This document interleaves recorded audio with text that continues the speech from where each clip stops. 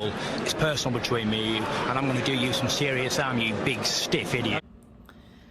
The untouchable True School Sports Empire proudly presents something the boxing game's been missing. Hey, what's going on? It's your boy BT, and I came here to talk some boxing with the thousands of True School Sports subscribers. Now, this is the official post-fight review for Gilberto Zurdo Ramirez versus Joe Smith Jr., and the result of the fight is a 10-round unanimous decision victory for Gilberto Ramirez. So let's talk about it, man.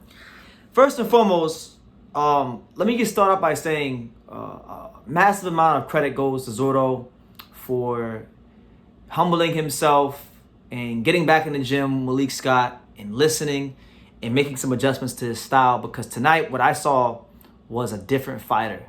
Granted, he had Joe Smith Jr. in front of him, who is cement-footed and, he could box a little easier than most opponents. However, he's still dangerous. He can still punch, and to stay switched on for 10 rounds against a guy like a dangerous puncher like Joe Smith Jr.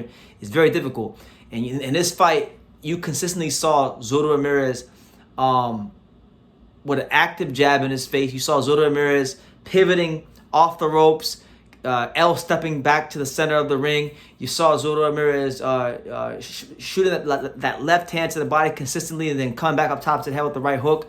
You saw the same body punching he's always had in his career, which has made him effective. You saw him countering with the left hand. He wasn't loading up on his punches as much, which made his punches a bit more sharper and faster, right? So he outboxed him. He was boxing, man. I saw a guy who tonight really looked like he has the makings of being someone that could go become champion at Cruiserweight. And we already know that Zurdo, he was the first Mexican to touch a Cruiserweight belt. It wasn't Canelo. Canelo was the first undisputed Mexican champion, but Zurdo was the first Mexican period to touch a belt. And with the way it's looking right now, this was a WBA eliminator. Zurdo was the number 7 contender. Joe Smith was 8.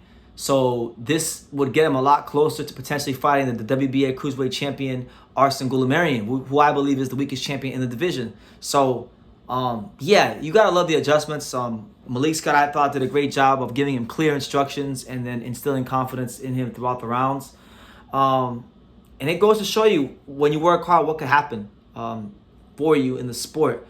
Zurdo is someone that had a lot of expectation placed on him early in his career when he was Top Rank. He wasn't able to secure those big fights when he was with Top Rank, and then when he finally got his big fight against Bivol and got schooled, exposed, all that stuff, he pretty much was looked down upon by most of the boxing world, and all the 44 wins he got and what he had accomplished had gone to the wayside. But tonight, I'm telling y'all, man, if y'all didn't see it tonight, he really boxed his ass off against Joe Smith Jr. And Joe gets a lot of credit too. I mean, Joe and Zurdo haven't fought in a while, so they're both coming off layoffs. It was both their first fights at Cruiserweight, but Joe Smith Jr., he had Zurdo hurt a couple times, and he couldn't quite fully capitalize on those moments. But he was the same Joe Smith Jr. that when you get close to him, if you get hit the wrong way, you feel it and it makes an impact. So we'll see how it goes. There's no shortage of great fights for Zurdo at Cruiserweight. I mean, you got Jairo Pataya, you got Chris Smith, who I'd love to see him fight. You got a lot of names, man, but they're going the WBA route, which I think is smart, because it's the easiest path to a title. And I think from there you could maybe look to unify some titles with some of the other champions. But really, really impressive stuff from Gilberto Zurdo Ramirez tonight. So, yeah. I'm not going to say much more than that, but appreciate everyone who joined the live. And, yeah, Zurdo is definitely back, and he might just be better than ever. You always love to see a fighter, at least me, I always love to see a fighter, especially when they got as many fights as Zurdo, when they humble themselves and they really make the effort to try and improve themselves and adjust their style the way they need to be the best version of themselves. And he did that, and he was pivoting, and he was reverse pivoting, and he was L-stepping, and he was counter punching, and he was just fighting with a lot more purpose and a lot more intent. There was an intent behind every punch. There was an intent behind every movement, every pivot. And I've never seen Zurdo Ramirez fight with that level of intent, with that level of purpose in any fight. So definitely a mature performance from him. But switching gears, man, I wanted to talk about my guy, South Florida's very own Eric Tudor. This is a fighter that I'm I'm a supporter of. He's a friend of the channel. I've been following Eric, and I've been following his journey since before he was even in the professional ranks, when he was a young kid at the Davey Powell. So obviously I wanted him to do well, and he had a big step-up fight tonight against Jose Luis Sanchez. You know, Sanchez is a good, tough veteran fighter that's been in the ring with the likes of Adrian Granados and fellow South Floridian Xander Zayas. So it was a good measuring stick for him. And I gotta be honest, it's not to throw salt on him, but like tonight, he didn't come to fight. He didn't come to fight. You know, I thought his defense was extremely leaky. I thought Sanchez did a great job of consistently closing the gap and punching around the guard of Eric Tudor, pushing him back. I thought he got out hustled. I thought that he was, at times in the fight, looking for too many single shots. I know his coach, you know, also another friend of the channel, Derek Santos, was telling him to, you know, just kind of turn him, throw a combination punch and then turn him. And he was trying to run. They were trying to run him into something. And to his credit, he was able to land some nice shots here and there as the fight wore on. But when you got a fighter like Sanchez, you got to find a way to get his respect. And, you know, he wasn't able to do that.